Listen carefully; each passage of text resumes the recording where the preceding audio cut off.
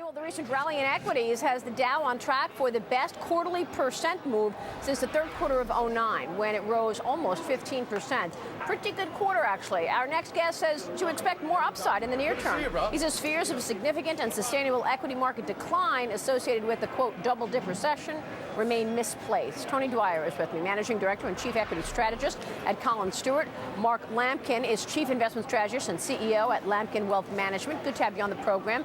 Gentlemen, hey, good to see you. Mark, let me kick this off with you. How are you allocating capital these days? You know, Maria, I want to be in sectors that that when the European recession, it doesn't have a huge impact and that will benefit from U.S. consumer and corporate spending. I like Dow Jones U.S. Technology Index right now. LPL Financial just put out a report that talked about corporate spending up 17%, most of that in technology. So I like technology. I also like U.S. consumer spending, Dow Jones consumer staples right now.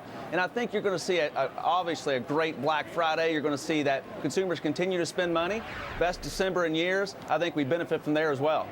So let me turn that same question to you, Tony. I mean, does it bother you? Does it worry you that here we have more headlines out of Europe and we could actually see these countries on credit watch negative? Is that going to impact the EFSF and the ability to pay lending costs? It could, Maria, but then again, it didn't affect us when we got downgraded. I think the most important thing that we have to remember is that the driver of economic activity over the last 3 to 6 months has not been Europe. It's not been a slowdown in China. It's been a drop in interest rates in the U.S. If our economy was based on the slowdown in Europe, we would already be in trouble. Instead, we're reaccelerating.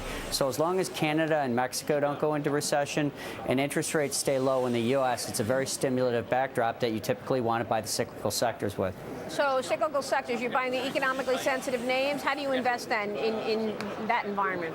We found that when the 10-week rate of change on the 10-year note yield dropped as rapidly as it did over the course of back earlier in the fall, you wanted to buy, historically, you wanted to buy the information technology, consumer discretionary, also the industrial, financial, material sectors. They outperform just about in each case. Mark, you say that the highlight risks from Europe are beginning to fade. Where do you see that happening mostly, and are there value stories to be had in Europe right now? You know, I don't want to invest directly in Europe, but I do think the market believes that this package is going to be put together. The details are sketchy, and that's why you saw the market off from 167 points today down to about 25. Everybody believes this deal is going to happen, and when it does, it gets back to U.S. fundamentals. And that's why I think we finish the year strong and probably 8 to 10%, probably about that 1370 next year based on improving U.S. fundamentals and the package finally getting put together in Europe, Maria. Well, fundamentals, you know, I mean, from my standpoint, feel like they're mixed. So are you talking about strong fundamentals economically in the U.S.?